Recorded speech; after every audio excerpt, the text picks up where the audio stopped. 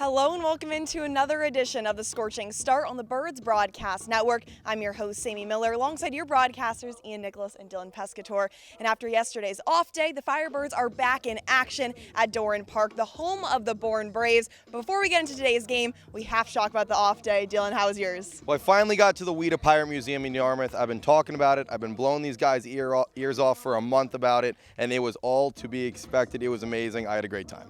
I'm so glad Dylan finally made it. Like he said, we have not been hearing enough about it. Ian, how about you? Well, I also went to the Pirate Museum. That was good, but I'd say the Barnstable County Fair, fun fact, not actually in Barnstable, was the best part. You know, Sammy, I know you're a little bumped and bruised from a couple of the rides. I'm a little bit more of a veteran connoisseur of the local carnival rides, and I loved it. It was fantastic. We had some great food, too. Some fried Oreos, fried cheesecake. It was incredible. But let's talk about the Firebirds' last game. It was on Monday. Huge win over Brewster, and it all came down to the pitching. It was one of the best pitching nights we've seen all summer long. Derek Clark going 7 innings, 6 Ks, only allowing 1 run. Sean Matson said, hey, I'm going to pick it up right where you left off. He didn't allow a single run as well. What'd you see from those two arms? I saw a game and two guys who could easily be used in a Game 1 situation in the playoffs. If you're putting Clark and Matson out there, the Firebirds are going to win that game 9.9 out of 10 times. Those have been the two most reliable pitchers. Clark with his first start, and he went 7 innings, like you said, Sammy. The best pitching performance not only in the Firebirds season, but in the Cape Cod baseball season. 7 innings and then 2 more from Matson. It was perfect, the recipe for success. And Justin Rubin and Drew Farreau have been two really offensive guys who have come alive in the last few weeks. How much are they helping this offense as a whole, Ian? Oh, they're huge. They do 2 different things, right? Justin Rubin, he sits right in the 2 spot in between 3 all-stars who give him so much confidence to go out there and do his thing. Put the ball in play and reach. He doesn't strike out a lot, and he's starting to make some really good contact. We saw it in a couple of big wins, especially on Sunday where he had that solo shot to tie the game before the walk-off, and he continues to work. And then Drew Farreau, somebody who's just finding his barrel right now, not only drove in a run with a fielder's choice, but then in the next inning drove in a run with a single. It was ripped down the left field line. Drew Farreau, whenever he's in the lineup, you got to watch out because he has the ability to pop it over the wall. Hasn't done it yet this summer. Wouldn't be surprised if he does it a few times later in this month of July. It's really exciting to see those two continue to develop. Now focusing on today's game, it's Ivan Romero starting on the mound. His last outing was phenomenal, a 4-inning shutout against the Harwich Mariners. He really set the tone for the 12-0 win over Harwich. What should we be expecting from him today against Bourne? Yes, Sammy, it was not only 4 shutout innings, but 4 hitless innings. He didn't allow 1 hit. Now, the walks were a little bit of an issue with Ivan if you're going to really look into his game. If he can limit the walks, continue to keep the ball low in the zone, he's not going to overpower you. There's not going to be a lot of strikeouts there, and he's a Cape Cod experienced guy. I played for YD last year, now here with Orleans, looking for another strong outing from Ivan. And this is the first time the Firebirds have been above 500 since June 12th. So, Ian, what has been the biggest area of growth that you've seen so far with this team? Well, offensively, I think this team's a lot more consistent, right? And they've got a deep lineup now, and Kelly Nicholson is mixing and matching who he wants in there. I think a big thing offensively is the catching. Both catchers have started to get hot from the plate, whether it's Owen Carpellotti or Henry Hunter, who's starting tonight. I think both of them have found their stride. Hunter with the power, Carpellotti with the average. Both of them need to continue to perform like this if Orleans wants to pick up wins. And then the pitching has changed drastically, but the results have not. Orleans has the best pitching staff in the league, and Danny Levitti is no longer on the team. And so many other names. Jake Pepper's no longer on the team. Dylan Jacobs no longer on the team. Those are guys that if you thought you lost them a few weeks ago, you thought this team might be toast, but they're not because the offense is picking up the slack, and bullpen guys like Gonzalez and Clark are proving they can start. So those are the drastic changes we've seen for a team now above 500. And this is the 4th and final time that the Firebirds and the Braves will be facing off in the regular season. The Firebirds have taken 2, Bourne has taken 1, so it's a big night tonight. What makes this Bourne team so good? It's an offense that's completely been refreshed and just new guys coming in. From Game 3, the Firebirds and Bourne played on Game 3 of the season, 6-4 win for Orleans, to today. Almost none of the Bourne roster is the same. It's led by Sam Peterson with a lot of speed on the bases, Jonathan Vastine at shortstop, and Caden Bodine behind the plate. Those are the 3 guys you got to look out for if you're the Firebirds pitching staff. And how about keys? I need the keys to the game. Ian, you're up first. Make sure Derek Bender's not in the lineup. Because the last 2 times Orleans has played Bourne and he's been on the roster. He hasn't been on the lineup card. He is a game breaker. He's either going to go 0 for 4 with 4 lineouts, or he's going to go 4 for 4, maybe hit for the cycle. So hope Derek Bender's not in the lineup. But for real, keep them silent on the base paths. There we go. Dylan, what about you? Pitch. 8 2/3 hitless innings when Ivan Romero started last time. He's not going to do the same thing tonight, probably, at least. But if he can get 4 to 5 really good innings and then set it up for a bullpen that is as rested as can be, anyone can be used tonight out of the pen. Well, it's a hot one at Doran Park, but it should definitely be exciting. Stay tuned for a lot more content on the Scorching Start. All right, let's go to war, boys. You guys can get out. I'm now joined alongside JMU's Fenwick Trimble. Fenwick, only a few weeks left of the season. So crazy. How have you been enjoying it so far? I've loved it. It's been a great experience up here. Host family's great, team's great, coaches are great. The whole organization is just an awesome experience. And this is such a close group. One of the closest teams in a summer league group I've ever seen. How awesome is it to get to know these guys? Yeah, we got a lot of great guys. Personalities that are awesome. We've known each other for a month, and it's like we were best friends forever. So I mean, it's been great for a team chemistry standpoint, and hopefully we get to keep carrying it along as long as possible. And I know a few weeks ago your family was in town. How awesome was it to look out into the crowd and see some familiar faces? Oh, it was great. I mean, they support me so much, and just to see them come up here, it meant a lot to me. And your brother, South, plays baseball at George Mason. So how awesome is it to have kind of like a built-in best friend that you can go to with anything? Yeah, I mean, I can always ask him questions, spitball things about our swings, how we're playing, different pitchers and everything. I mean, he's a great role model. I look up to him so much, and he's been huge for me in my career. And how was it growing up? Were you guys battling in the backyard learning how to play baseball? Yeah, definitely. I was a little brother, always wanted to be the big brother, and he'd always get me. And then, it was just constantly having that competitive edge over each other, and we'd always try to win. So definitely has played a big role in my career. And you played not only baseball, of course, but then basketball and football growing up. So when did you really decide that you wanted to commit to playing baseball?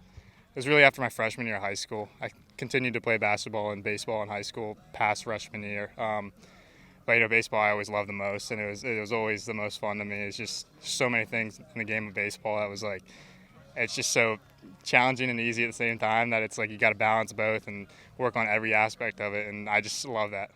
And then your time at JMU has been incredible so far. Is there any memories from this past season that stand out to you? Playing in the conference tournament was great. I mean, we didn't make a regional, but hopefully we will this next year, and we're going to work our tails off for it. But I think playing in that conference tournament was great because the freshman year we didn't get to play in it as we were moving conferences, so that was a great experience. It was just, great year overall. Our team chemistry was awesome. I just enjoyed it a lot. And your coaches at JMU have said time and time again that you're such a leader out there, and you always like to hype up your teammates, especially the ones that maybe are doing a little down at some games. Has that been your mindset just throughout your athletic career?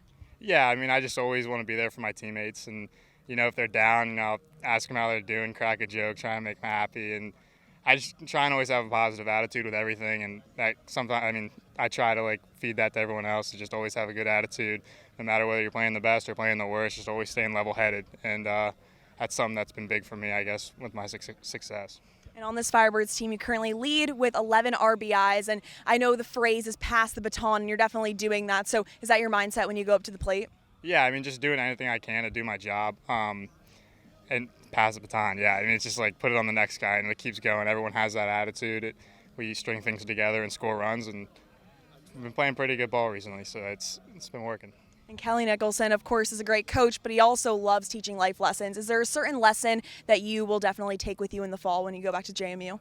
Yeah, he actually had a long talk with us the other day about the power of decision making and making the right decisions, and having routine, and that's something that for this fall is just every fall it's huge, just having a routine, making good decisions, and everything usually fans out your way when you make the right decision. So that was a big talk the other day he had with us, which was it's going to last a long time, so great. It was great. And I know that you take this league and this season so seriously, and I also know that you are hungry to get that ring. So what really fires you up in the next few weeks to get that done? Yeah, just playing as hard as we can. It's fun winning. It's fun winning championships, and I'm just excited. I'm excited to go with these guys. They're a lot of fun. Well, thank you so much, and good luck tonight. Thank you. Hey, set the tone, boys. I'm now joined alongside Firebirds manager Kelly Nicholson. Coach, first off, how was the off day yesterday? Good. Relaxing. Had a nice dinner with a great group of people last night. We went to this place called the Pelham House in Dennis, rooftop restaurant overlooking the water. It was beautiful. We had a great time. We shut it down. So anytime you can shut down a restaurant, it's a good dinner. There you go, Coach. We love shutting it down. And this is the first time the Firebirds have been above 500 since June 12th. What has been the biggest area of growth that you've seen so far from this squad? Well, I think we have guys in roles now. They So they come to the park knowing what they're going to do. Our pitching is lined up with Derek Clark and Jonathan Gonzalez now in the rotation. Matty is our closer. We have guys that we can mix and match with coming out of our bullpen. Iveron's pitching tonight, and Truitt. Sam's pitching tomorrow, Leboki, and then Truitt and Grayson Carter will throw the doubleheader on Friday. Is it Friday? Yeah, Friday against Chatham at home. So I think guys are in their roles, and I think when they get in their roles, they perform better. And I think that's what you've seen. We've pitched well, and I've always said that, kind of throughout the summer, even when we were scuffling a little bit. I thought we were going to be okay because we have good arms, and it usually boils down to pitching and defense. And speaking of pitching, it was phenomenal on Monday. Derek Clark went 7 innings, 6 Ks, only 1 run, and then Sean Matson did what he does best, and he closed it out. How proud are you of those two? Yeah, really proud of those guys, man. I can't remember the last time that we used 2 pitchers in a ball game. I'd have to go back and look, but DC was really good. It was 55 of 75 strikes, I think. The numbers were really good, getting to first pitch strikes and 2 out of 3 strikes, and same with Matty. Anytime you give the ball to those 2 guys, they're gonna the other team's gonna have to beat you. They're not gonna walk people. They're gonna be around the zone. They're uber competitive. They have good stuff. It was fun to watch, man. I thought that game was gonna be over in it was on track to go an hour and 30. We played like 3 innings in 30 minutes. So it was fun. It was good. Like normally on Pigtail during BP, I'm talking to 4 or 5, 6 guys, and there were only 3 of us back there total today. So it's cool. It was great. We'll take that every day and twice on Sunday. Incredible. And sticking with pitching today is Ivory Romero starting on the mound. What should we be expecting from him today? Strikes. He's got good stuff. It's going to be probably 88 to 91. Good changeup, good breaking ball. Right, he was back here last year with YD, so he's kind of a veteran. And again, anytime you give the ball to Ivory, kind of know what you're going to get out of him.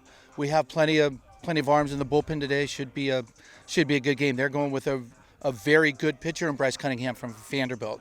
So we've got our work cut out for us tonight. And with this is the 4th and final time you're going to be taking on the Bourne Braves. You guys have 2 wins. They have 1. So what have been the biggest takeaways so far from these past 3 games against them? Well, hey, Bourne's good, man. They're very good. I've going over their notes this morning, and I just spent a lot of RBP talking to their manager, Scott Landers. They have a good team. They're offensive. They can run. They've stolen 80 bases. They probably lead the league in that category. They can pitch. Bryce Cunningham's as good as any pitcher in the league, probably. He might be one of the better pitchers in the country next spring. So they defend. John Vastine at shortstop is really good. I think he's a starter in the All-Star game for the West. So we're going to have to play really well tonight, or we're going to get beat. We're going to have to pitch.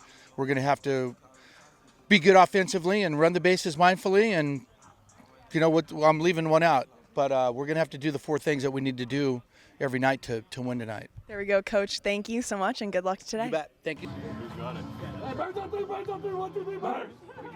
That'll do it for this edition of the Scorching Start on the Birds Broadcast Network. Make sure you tune in at 6 o'clock when the Orleans Firebirds take on the Bourne Braves.